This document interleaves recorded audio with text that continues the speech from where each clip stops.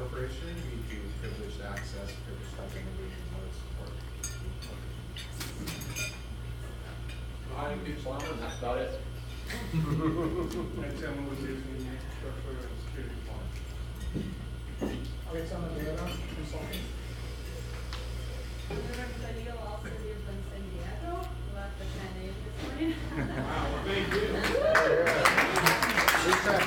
I work for PB Corporate. I drive cyber resilience program and all cybersecurity and infrastructure BI projects. Right now we're doing data virtualization, data loss prevention. Smiley, I'm the SE for Infoblox. We do a lot of DNS security.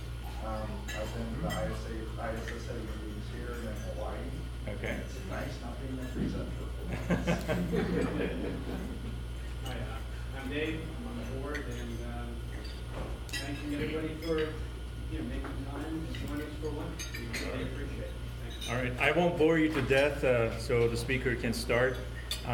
Just a few slides. For the vendors that are in the room, your logo could have been here, so think about sponsoring us. It's really money that we could put to good use and for educational and goes toward our subsidizing events such as this. So just monthly meetings. We always have a monthly meetings. We're alternating between lunch and dinners. So if your job is not allowing you to come after during lunch hours, or you know friends and colleagues that would like to be in these meetings and they can't make it to the lunch, there's always a dinner so you can be part of these conversations. Our annual Information Security Summit is going to be in May. We're moving to the beach, the same place for those of you that have attended the ISSA California. It's going to be the Annenberg's Community Beach House. So just trying to change the venue, make it a little bit more interesting. Other sister chapters and related security organizations, these were all part of the newsletter that was mailed to our membership and the mailing list. So there's a lockpicking activity all day by ISSA Ventura County. That's going to be in the Cal Lutheran University. So if you go to their website, ISSA-VC, you'll see the detail. ShellCon is coming up in July 28th. So look for that event. Big Data is August 11th. If you use the LA Tech Group discount code, you will get 25% off. I'm not sure if they've sold out yet, so if you're planning on going, you need to act fast. October, just heads up, it's going to be ISSA's Orange County Annual Summit. And obviously OWASP, our sister chapter, I'm on the board of OWASP as well, is going to be next Wednesday. So you're welcome to join us in Signal Sciences in Santa Monica. And let's see. In our talk, there's going to be business email compromise. We're going to have Bill Dixon from Kroll present. All right, thank you, Sasha. And Sandy is also heading the ISSA Education Foundation for the ISSA International. So if you want to contribute or you know people that would like to apply for these scholarships, there's good money in there that is slated for people who want to pursue their careers in cybersecurity. So one easy way that you can help is to use smile.amazon.com and choose ISSA Education Foundation as your charitable organization. And it doesn't cost you a dime, but I think a small percentage of your purchase would go automatically. So you'd be donating without making it, lifting a finger. And I doubt anyone that's not using Amazon. So instead of using Amazon.com, use smile@amazon.com. And military veterans, if you know them and they're in transition to civilian life, they're invited to attend free to all of our events, regardless. So let them know. And if you want to volunteer, just the email is volunteer@issa-la.org. And thank you for our diamond sponsors. We had 3 diamond sponsors for doing our summit. which really helps us offset the cost of maintaining all these events that we're hosting for you guys. And today, make sure that you've checked in. We're out of the people that have checked in, we'll raffle 4 prizes. 3 of them are Linux Foundation online courses worth $199 plus. So whatever course you want to take, the discount code that you would receive if you win would offset $200 out of the cost. So, and Wombat Security also is donating 1 training course for their entire set, usually every month. So, and if you become a ISSA member, there's 20% discount for InfoSec Institute's entire lineup of educational materials. So keep that in mind. Being published, I think we've stressed this every month, that it really helps your resume and helps your career. Think about if you are passionate about or you want to write about some topic that is security related and you would be published, send them out to the ISSA Journal. And as always, connect with us, follow us, and help us spread the word. And without further ado, you want to introduce? You can go ahead. Yeah? You already have that. No, I would like you to do it. All right, you want me to do it? Yeah. Sure. Well, I'm happy that we have Ken Scott joining us once again. I think last time he spoke last year.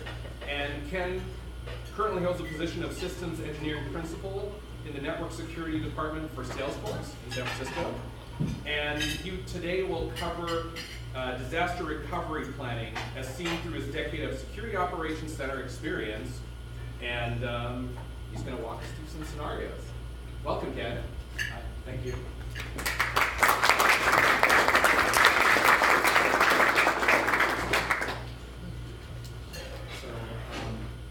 Excuse the slow laptop, so it's trying to come up.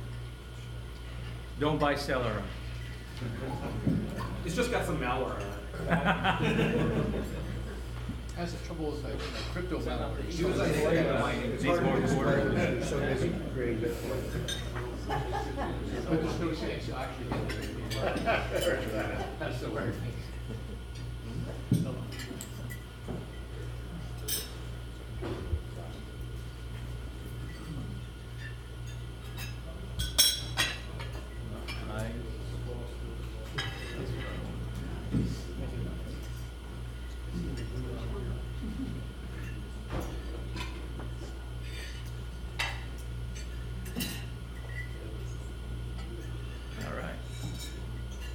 Adobe needs a kick.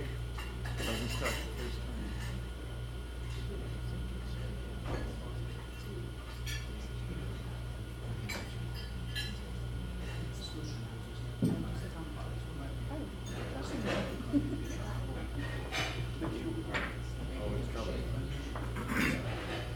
time. So flip on your.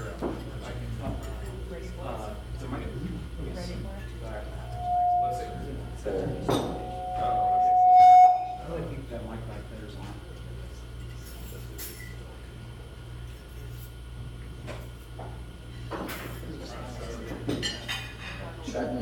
You see the controller?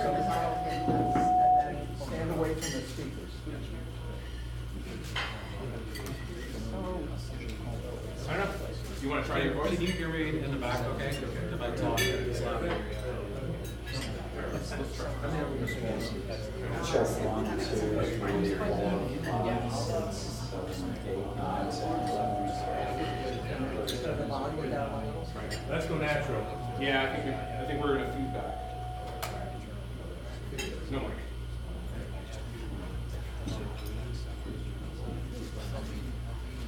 Anyway, I'll just try to talk loud. And really, this is pretty informal anyway, so if you can't hear me, just, raise your hand. And if you have any questions, feel free to interrupt me or, just throw in your topic. This is a really small room, so it's really not a problem. So everybody else did their introductions. I'll do mine real quick. I started a long time ago, back in like 2007, at a little company that was called Prolexic that did DDoS service. So that's pretty much been my career, and I think that most people consider DDoS a disaster, or that's sort of the scenario that they're sort of gearing toward. But I worked at Prolexic, I worked at VeriSign up in Northern Virginia. So I worked inside a very corporate, very rigid, very formalized environment as well. Then I worked at Apple, which is not that at all. Much bigger, much more chaotic. But I did incident response inside Apple as well. So I kind of did DDoS as a service, a sort of incident response for someone else. And I also did internally, for a company when you're really doing the investigation, you're never going to tell anyone what you're actually going to find. I went on board for another company that was acquired by F5 Networks. So while I was there, I trained the Security Operations Center engineers. I wrote the incident response plan that they all executed, and sort of managed that as they grew. Currently, I work at Salesforce, so I'm the principal systems engineer. I work for the network security department, and for them, I'm doing projects, mostly DDoS related. So again, I'm sort of writing up those plans and stuff, and that's what I kind of wanted to tell you guys to make sure you understand is that what I'm telling you is really just from my experience. This is not stuff that I went out and learned at other seminars or other things and stuff, because as far as DDoS, there wasn't anything other than Prolexic at the time. And it's kind of grown, it's kind of been my career. So as InfoSec has ballooned and most other corporations have ballooned inside that, this has sort of been my trail. So what I'm telling you is kind of coming from that point of view.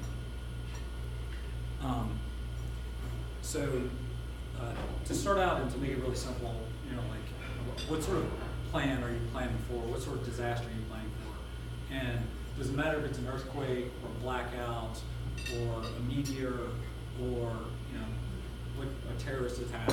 From my point of view, it really doesn't matter, because you can't really plan for those specific things. And in my mind, what I mostly go for is just a power outage. And in that concept, it's kind of like it could be a natural disaster, it could be a hurricane, could be an earthquake, could be something like that. It could be construction equipment. There's a story I'm going to tell a little later, but the natural disaster is just kind of like everything that's just not human controlled. Construction or anything like that, it is sort of man-made. Whether that's an anchor dragging over an ISP cable in the ocean, or somebody hooking up the wrong fuse in a power box. I also put up squirrels up here because I know kind of in the hacker community, it's kind of the joke that a lot of people refer to it's always squirrels, but as a mentality, that's what you want to go for.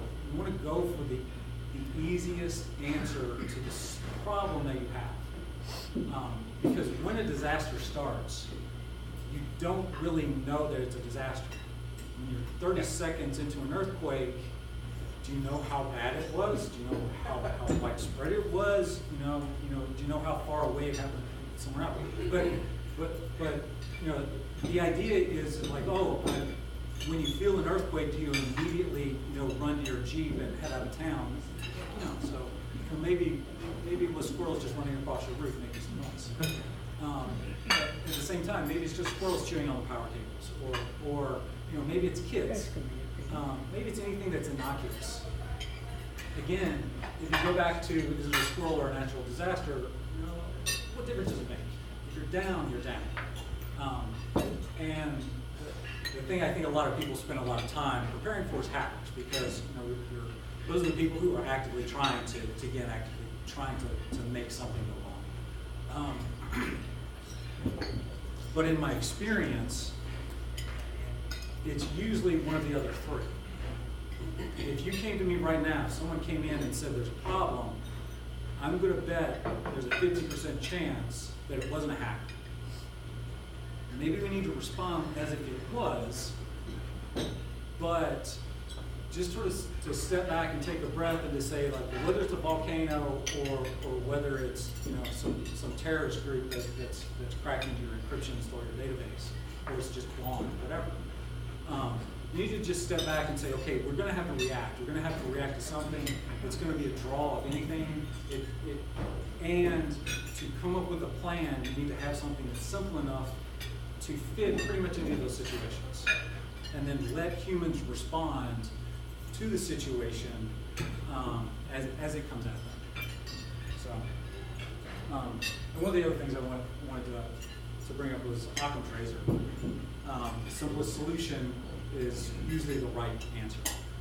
And there was an incident, there was a mystery I was working on in this company, and there was some outside information that this website was publishing. And this was supposed to be secret information that they weren't supposed to have. And they had it right, like 98% of it. It was absolutely right. And then there was some information that was just wrong. But they continually published it. And then, so we had to do this investigation, like, where were they coming from? Where were they stealing it from? Where was it poisoned so that we could find it? We started to poison the information to see whether it was coming up and stuff like that. What it turned out was the people were just extrapolating off of a graph, of a picture that someone had kind of generally said, oh, like, here's generally what we're tracking. And they weren't releasing the specific numbers, but off of this graph and just comparing other items that were on the graph, they got all this information. They had 98% right. And we investigated this for 3 weeks because it's a weekly release of information from this website. And there was a guy there who kept saying Occam Tracer every time. Who kept saying, I don't believe it's a breach until you show me there's some evidence of a breach. I don't believe it's a bad internal actor. I don't think you need to go beating the bushes and trying to figure out everybody in this department and interviewing everybody. It's got to be the simple answer.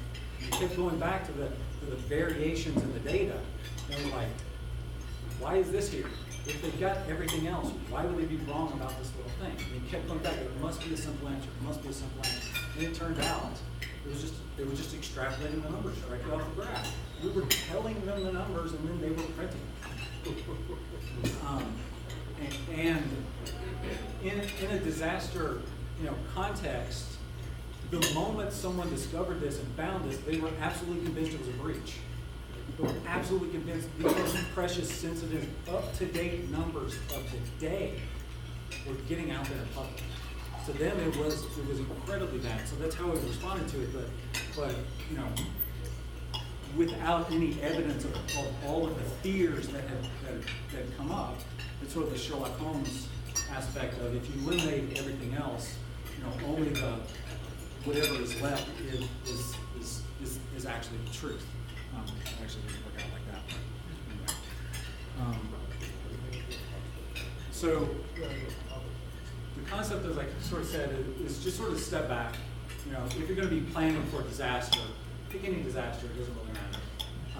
Go with a power outage, because that's sort of the end result of whatever the disaster is, because we're all working in corporations right through the network side.